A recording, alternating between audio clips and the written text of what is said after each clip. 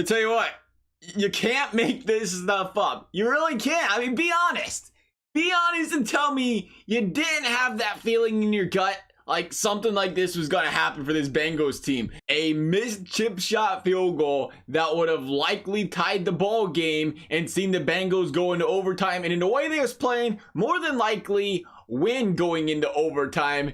And all I can say is, Joe Burrow, welcome to Cincinnati. I feel like we're groomed for this stuff in Cincinnati these days, you know? But I got to tell you, a missed field goal. We're going to say, well, we'll bring it up one time. A missed field goal, which, by the way, Jake Elliott is still carrying around that ring, if anyone was questioning, wondering, you know, how his life's going. I think he still has it. I don't know if he puts it on this finger or this one, but he still has it. Meanwhile, Randy Bullock just missed a 31-yard field goal. But anyway, besides that, this is not by any stretch of the imagination a game that I'm thinking negatively from as a Bengals fan. I think it was a great game. I don't think I've personally ever left a Bengals game, especially to start the season, this excited, this happy after a loss where the team scored all of one touchdown. But let me tell you what, I am pumped up about this Bengals team after the way they played this game. So let's talk about it. Now, clearly, there was some jitters early on there for Joe Burrow. They missed, what, a pass or two early? It was Mike Thomas. That Mike Thomas one, I think he makes that down the road 99 times out of 100. Right now, he missed him by a mile there. And you wonder how much also was, you know, Joe Burrow jitters and just the fact that this LA defensive line was just out there, fresh legs, going absolutely crazy on his Bengals offensive line, who appeared to have all of no legs there in that first quarter or some of the second quarter. They improved, though. They did improve in the second half. You got to tip your hat off to them there. But I think what was the biggest surprise there, besides the fact that I think we all knew this Bengals offensive line was going to have some issues to deal with, was this run game. Where was it? There was no run game to start this game, which was really strange. It was a strange game all around the way this game started. The fact that I thought, for sure, you got Joe Mixon back there, you're going to try to establish this run game, but they went out there and had Joe sling it. And you know what, the more I think about it, I might actually like that. You know, he needs reps, right? The guy needs reps. He ain't had any all season. Give him some early in the game. And the more I think about it, I get what they're doing there, right? This is the long game here for the Bengals, even though they did have Joe Mixon back there. But you throw in the fact that they really didn't go out there running, but they went slinging. And then you said, hey, guess what? We're going to go out there. We're not going to run the ball early. Oh, and by the way, Joe Burrow is going to start his career with a 22-yard touchdown run. A touchdown run, which, by the way, Coach said, you got to love hearing this as a Bengals fan, right? Coach said Joe Burrow audibled out of the other place. He knew there was no one in the box and said, we're going QB draw here. Took care of business there, making those veteran moves on their first, what do you call that, first game? We'll get it out. We'll be good there. But it was, you know, overall for this Bengals team, you know, you look at it, it was a shaky first half. There was no question about it that it was, you know, you didn't know what you was going to get. But I tell you what, you get to this second half and it was just a completely different animal this Bengals team was. Before we get to the second half, though, I got to say one thing. One thing that stuck out, and I will not forget it forever, because we just watched Andy Dalton play, who I love. I'll always love what Andy Dalton did for this Bengals team, but there was one area, there was no secret about it, that he struggled in mightily. You wanted to blame the coach, you wanted to blame whatever. End of the day, I think we know what the problem was there, because we got the same coaches last season. 12 seconds. It took 12 seconds for Joe Burrow. That is a 1. That would be 12. It's probably that, but whatever. It doesn't matter. 12 seconds is what it took Joe Burrow to get this team to the line of scrimmage during the 2-minute drill on his very first try. One try, and it took this man 12 seconds. We've been watching Andy Dalton for how long now, where it seemed like that one thing, there was never a sense of urgency. There was never a control of this huddle where this Bengals offense in general felt like it took 25, 30 seconds every time they went down the field. This man did it in 12 seconds first try, and he continued to do it throughout the game. Impressive. That is impressive for a rookie quarterback to get or have control of this team. You didn't see him looking over at the sidelines, looking for the play for 10 seconds. He had control of this team in crunch time of the game. You love it. Love every bit about it. But we'll go to the second half. We started to see this offensive line do a little bit better job of protecting Joe Burrow, and they ran the ball some more, right? They started establishing that run game a little bit there, wearing down that defensive line of the LA Chargers. And I tell you what, though, when he was getting protection finally, it was something to watch, because he was picking these guys apart. There was 3 different times, and it was all in the third quarter, I think, right? All in the third quarter. He had 35-yard touchdown passes. He just didn't get them. The one was John Ross, which I, hate to say. Oh, actually, I don't. Auden Tate would have probably caught that. But the one was AJ Green. He was wide open. He just missed him. And then there was another one where he had it was that 3rd and short after the time. I think that was the 4th quarter, actually. Was it 4th quarter? Might have been. It was that 3rd and short after the timeout. And he went for the deep bomb with AJ Green, but he underthrew AJ Green. Again, AJ Green, a play which we don't really talk about as much because it looked contested because he underthrew him. But I think you throw it a little bit ahead of him there, and that touchdown is just waiting to happen. AJ Green makes that play there. Nonetheless, I think that's great signs. I think it's great signs.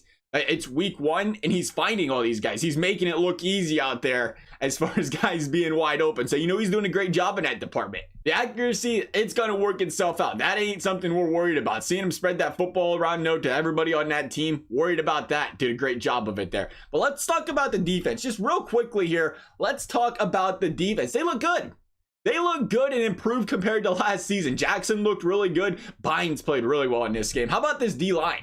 This D-line, which for whatever reason, they couldn't get any pressure, it felt like, on the quarterback. Again, I don't know how much it mattered. We didn't hear much of Dunlap, how much that impact of not having Geno in that game mattered. But I was a little shocked we didn't hear as much about Dunlap. But when you get past the pressure on the quarterback, they did look a lot more improved from a run defense standpoint. Now, they gave up 155 yards on the ground on 39 carries, though, which is under 4 yards per game, or yards per carry, yards per game. That'd be impressive. Yards per carry. But I think what's more important about that, it didn't feel like a bad 155, right? There was a lot of times last season, it just felt like the Bengals, they knew the run game or run was coming. They just didn't have a prayer. They give up 7 yards. They put 8 guys in a box and they give up a 7-yard run to 8-10 yards every time they knew it was coming. That was not the case this game. It felt like there was a lot of cases where it was 3rd and short. They went for it on 4th down, 2nd and short, whatever. And this defense came up strong and made big stops in this run game of the LA Chargers here. And you got to tip your hat off to the way these fellas played yesterday.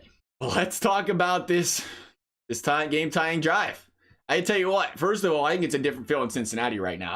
I think the recipe these previous years, it just felt so normal that the Bengals would go up and, get a touchdown lead, get a 10-point lead, stall out on offense, get conservative, blow the lead. Once the game's tied, they'd blow the tie game. They have a chance to go down the field, and the confidence just wasn't there. It just felt like, oh, here we go again. Bengals going to lose. I don't think that crossed my mind once. Felt like the confidence in this Bengals team was through the roof yesterday with Joe Burrow under center. Watching him come down the field, calm, cool, and collected in the final 3 minutes, even throwing in a run play or two in there, mixing things up. It amps me up just thinking about it again. I loved it. But AJ Green. All right, we'll just jump right to it. AJ Green pushes off on a beauty pass, on a beauty toe tap catch, and the arm extends. I mean, at the end of the day, you've seen it. You're going to call that 99 times out of 100 because he did extend the arm, and there was an excellent flop job by the DB. But my question is this, and I know it's usually, the rules are usually favoring the offense here over the years. Did they change this rule? There used to be a 5-yard contact rule, right? At the beginning, or if you're at the line of scrimmage, you can have contact with the other guy for 5 yards. They had the ball at the 3. He caught the ball at the goal line. Is that... Maybe it's because he pushed off. You're still not allowed to do that. But I thought that 5-yard contact rule, how that comes into play, I'm not sure. I still think bang, bang play like that. It wasn't one of those, run 15 yards down the field, push off. It was a 3-yard play, 3-4-yard play. It's easy to be a biased Bengals fan and say, hey, let's get that play and let's allow it. But I get it. The arm's extended, whatever. I'd like to question this rule, though. Let's question this penalty here. Bengals cruising down the field. Mike Thomas makes that catch. What's there, 30 seconds left? This guy tackles him by the legs. He falls forwards.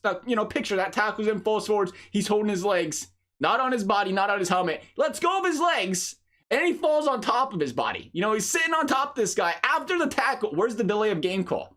Where's the delay of game call? That's what? Is that a 15-yard penalty? 10, 15 yards. This team's cruising. They got a couple of chances to hit the back of the end zone. They didn't call that one, but... Not a fan of blaming the refs. Not a fan of blaming the refs at all. I think the Bengals had plenty of chances. I just thought that was an interesting one that they didn't really talk about much there. And it was Randy Bullock, who I think you got the hint early on how I feel about it. I have not been a fan since signing day. He's never been a guy with a leg. First of all, I don't care how accurate he is from 30 to 40 or whatever it is. It's a league these days where these guys are drilling 55, 60 yarders, and Bullock doesn't have a prayer doing those. And I'm not going to be one of the guys that comments on this guy's weight. I don't know why that's becoming a social media thing. I feel like we're better than that over here in Cincinnati, and we should be, but I am going to comment on this guy's work ethic. I'm going to question this. I don't recall the last time I seen a kicker get a cramp on a kick. I'm sure we could pretend, I'm sure the conspiracies are out there. Oh, he missed it, and then he pretended he got hurt because of how bad he shanked that bad boy. But my question is, if you did get a cramp, why aren't you hydrating enough? Why aren't you stretching enough? What's the problem that is causing you to get a cramp on a kick? That's something in the training regimen. Last I checked, that's what I'm concerned about. And as far as 7 seconds left, I don't think you take a shot there. Not when you consider, again, this offensive line's been up and down. All it takes is one sack. One sack, the game's over. One intentional grounding, the game's over. I mean, yeah, you can hope he throws that out of the back of the end zone. You got to keep it in mind. What was it, 13, 14 yards out, 13 yards out? They got to get the ball to the, the receivers have to get to the end zone first of all. You can't just throw it directly out and not have any there, period. Nobody close to it. I don't think you can. They might let you get away with it, but you had to have enough time for him to get there. And all it took was one guy crashing up the middle instantly, and, there's a problem. So I like it. And more importantly, this team had zilch, zero, nada when it came to punts in the second half. They was going up and down the field on these Chargers. Why not? Take the field goal, go into overtime. It was the Bengals game to win. Was not concerned at all about the call right there. I thought that was the right call by the Bengals. I do think this was a promising game, though. Joe looks like the real deal, and the Bengals came out as the better team in the second half here, clearly. Something they struggled with last season, and I thought that said a lot right there for this Bengals team. The one issue I did have was with the timeouts, of course. They used all 3 of their timeouts before they even had a chance on the last Chargers drive. They could have called timeouts. They had none left in offensive drive down the field. And again, you've seen them use a timeout on defense, which I feel like is always a big concern. But they didn't count it out, didn't see it. They'd have 12 men on the field.